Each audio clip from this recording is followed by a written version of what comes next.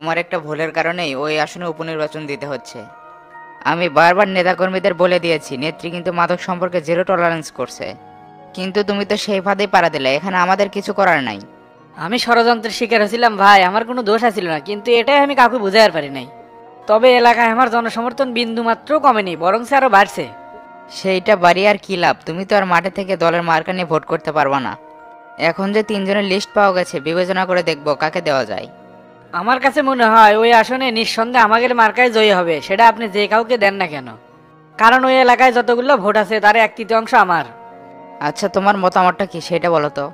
যেহেতু আমি আর নির্বাচনে দাঁড়াতে পারতেছি না, কিন্তু দলের তো ক্ষতি হোক সেটাও তো আমি চাই না। আপনার সাথে আমার দীর্ঘদিনের সম্পর্ক, পার্টির বড় ভাই, আপনার কাছে আমার একটা প্রস্তাব আছিল। হ্যাঁ, বলো বলো, তোমার কি প্রস্তাব? 3 নম্বরে যে ছেলেটার নাম দিছি তার নাম হচ্ছে তোতামিয়া, খুবই হেডাম পারসন।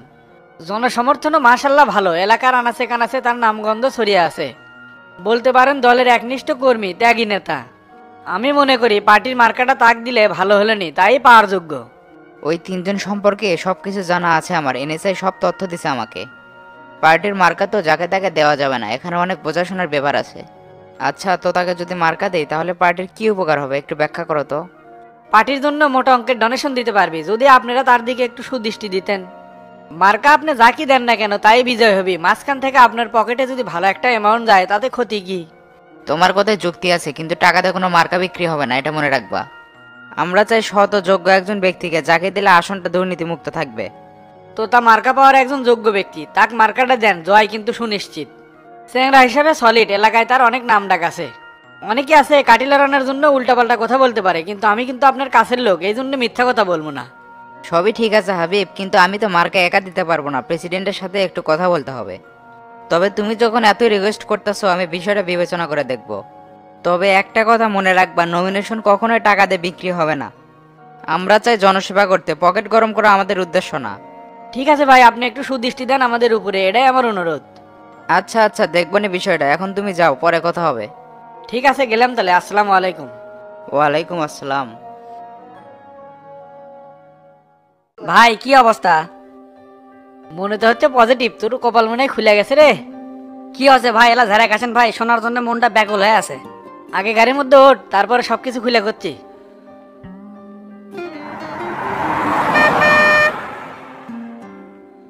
তে ভাই এখন কোন পার্টির সেক্রেটারি কি করছে? মার্কা তুই পাবো, কিন্তু টেকার অ্যামাউন্ট তো অনেক বেশি, কম টাকা দিয়ে কোনো কাম হবে না। সবই তো বুঝিস, একটা দলের মার্কা পাওয়া যা তা কথা। কত টাকার কথা করছে ভাই, টেকা না কোনো চাপ নাই। পার্টির মার্কানো এটাই আমার মূল উদ্দেশ্য। জীবনে আছে কি ভাই, যদি একবার এমপি হওয়া পারি টেকার বোন নেবই দেবো। রাজনীতির মাঠ থেকে টাকা ইনকাম করার খাতগুলো আমার ভালো করেই জানা আছে। খুব একটা বেশি যাচ্ছে না, মাত্র 50 লাখ টাকা যাচ্ছে। তবে দলের মার্কা নেওয়ার জন্য আরো অনেকেই কিন্তু ঘুরঘুর করতেছে। কোন কি ভাই, 50 লাখ এনা বেশি হয়ে গেল না? দেখ তোতা, এটা ইউনিয়ন লেভেলের খেলা না, স্টেট লেভেলের খেলা। টাকা পয়সা তো এনা লাগবি, সবিকে করলে চট্টস করে রাজি হয়ে গেল নি, এত কুসুর মুসুর করলো না হেনি। ভাই টাকা পয়সা ম্যানেজ করা যাবে, কিন্তু এটি সব টাকা খরচ করলে নির্বাচন গেঁড়া করবো। আই রে তোর চিন্তা রে, আগে মার্কেটটা পা, নির্বাচনের মধ্যে কত খরচ হয় আমি কি মরছি বে? তারপরেও তো দল থেকে মোটামুটি একটা সাপোর্ট পাবোনি, ওটা তো বোনাস পয়েন্ট। ঠিক আছে ভাই, আপনি যেটা ভালো মনে করেন তাই হবি। এখন আমার কি করা লাগবে সেই পরামর্শ দেন। জায়গা মতো আগে টাকাটা দেয়া লাগবে, তারপর পার্টির সেক্রেটারির সাথে দেখা করে মার্কাটা লিয়া লাগবে। তুই টাকা ম্যানেজ কর, মার্কা লিয়ে দেওয়ার দায়িত্ব আমি লিচ্ছি। একবার যদি এমপি হওয়া পারি সব শালা গেলে চুজে দেবো, অনেকদিন ধরে তেল মারিচ্ছি। ভাই টাকা ম্যানেজ করবার চাইলে এখনই আমার বাড়ির যাওয়া লাগবে, এত টাকা ব্যাংকে আমার নাই। কিছু একটা ক্ষতি করে টাকাগুলো বাই করা লাগবে, তাছাড়া তো টাকাগুলো ম্যানেজ করে পারবো না। আমার বহুত দিনের স্বপ্ন যে কোনো মূল্যে এমপি হমো, টাকা পয়সা আজ আছে তো কাল নাই, টাকা পয়সাতে করবো কি?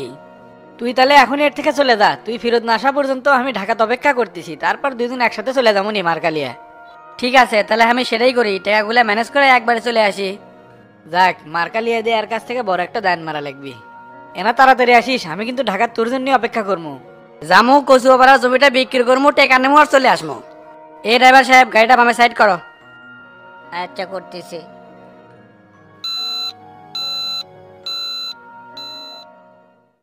ওস্তাদ ডিলারশিপ তাহলে কাক দিবে চাচ্ছেন? সেই চিন্তাই তো করতেছি, যখন কথা কই তখন তো সগলিকে ভালো মনে হয়, কিন্তু তলে তলে সগলি 2 নম্বরই করে। আমার মনে হয় মমিন ভাইক দেওয়া উচিত, উনি খুব সৎ ও পরিশ্রমী চেংরা। দায়িত্ব জিনিসটা ভালো করেই বোঝে, কথা দিলে কথা রাখে, কারো হক মেরে খায় না। এই রকম লোকে দায়িত্ব দিলে সাধারণ জনগণ তাদের হক বুঝে পাবি। তোর কাছে যদি ভালো মনে হয় তাহলে মুমিনিকে দি, ওর গল্প তো অনেক আগে থেকেই শুনতেছি।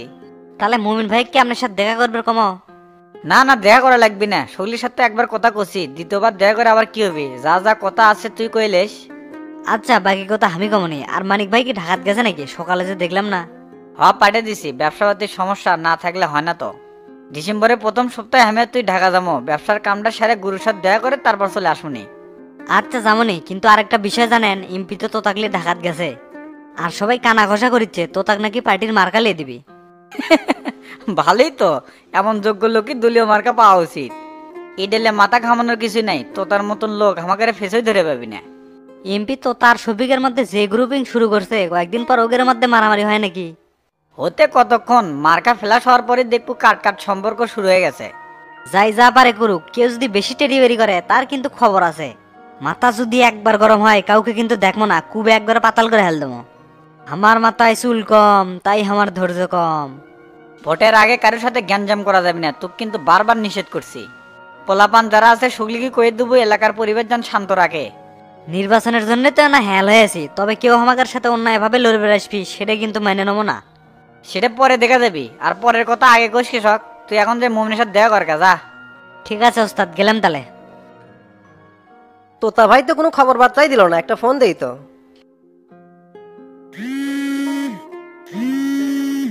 ডন ফোন দিছে, এখানে সুখবরটা দেই।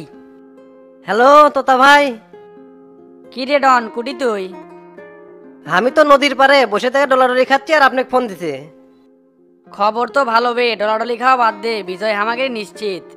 3-4 ঘন্টার মধ্যে এলাকাতে আসিচ্ছি, রেডি থাকিস। আপনি আসিচ্ছেন তে পোলাপান রেডি করে ফুলের মালা দিয়ে আপনাকে রিসিভ করে। এলাকাত কোনো মায়ের বেটা আছে যে আপনি ছাড়া পার্টির মার্কা পাবে? এত বড় নেতা যদি ফুলের মালা দিয়ে বরণ করবে না পারে তাহলে আমার জন্য তো ব্যর্থতা। সেটা এখন করা যাবে না বে, মার্কাটাকে হাতে পায়ে নেই, তারপরে এলাকার যায় আবার ঢাকা চলে আসা লাগবে, তাই কাউকে জানানোর দরকার নাই। আচ্ছা ভাই আসেন তাহলে, আপনার জন্য অপেক্ষা করছে। কচুয়া পাড়ার জায়গাটা বিক্রি করবো, পাড়ি থাকে তুই, এটি বহুত টাকার দরকার। ঠিক আছে রাখলাম তাহলে, রেডি থাকিস।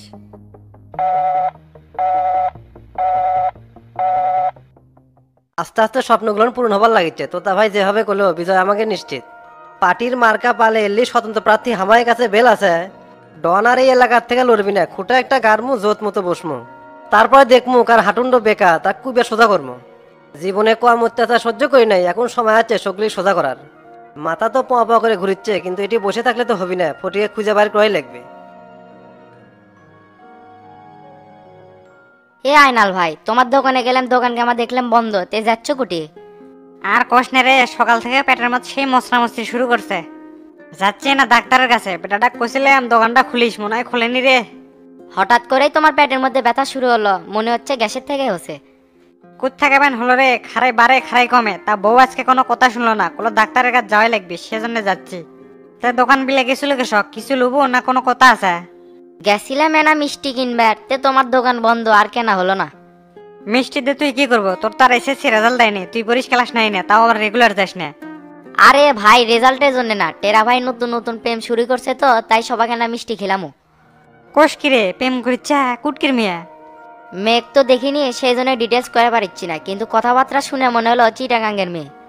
ধরবে মোবাইলে প্রেম করা আর 7 আপ খেয়ে মাতলামি করা একই কথা, ওলে প্রেমের দাম আছে নাকি বে? যে প্রেমের দেখা নাই সে প্রেমের স্বাদ নাই, আর লেভা তার কয়দিন খাবার পাবি? কয়দিন খেয়ে পারবি সেটা তো জানি না, কিন্তু টেরা ভাই মনে হয় মেয়ের জন্য সেই পাগল হয়ে গেছে, হামা করতে কিনি মেরে তুলে দিল। এনা কণ্ঠ আর কি অ্যাঙ্গেলে কথা কয় এটা না শুনবার ছিলাম, কিন্তু টেরা ভাই তো ঠেক পেরে দিল না, মেরে পিঠে তুলে দিল। তো ওই কথা কবি, তোর কে শোনা লাগবে? তোর যদি এতই উচি থাকে তুই একটা প্রেম কর। না হলে প্রেম টেমের মধ্যে এখন যাবো না, মেসেঞ্জারে কত মেয়ে আই লাভ ইউ লেখে, তাই ওলের দিকে তাকাই না। তোর এত প্রেম টেম করার দরকার নেই, কিছুদিন যাকে একবারে বিয়ে করিস ওটাই ভালো হবে। আমিও সেই নিয়তে করছি, কিছুদিন পর টানা 2টা বিয়ে করবো, একটা দিয়ে তো আমার চলবি না, 2-3টা এমনি লাগবি। তোর বড় দাদারাই বিয়ে করবে পারছে না, আর ওই হচ্ছে দুটো বিয়ে করবি। হাই রে মরদ, বইয়ের জ্বালা আছে, বিয়ে করলো আর হয়ে গেল। ওরে আল্লাহ রে, পেটের মধ্যে কামড়া কামড়ি শুরু করছে, ডাক্তারের কাছে যাওয়া লাগবি। এই দাঁড়াও দাঁড়াও, আমি তোমাকে নিয়ে যাচ্ছি, থামো।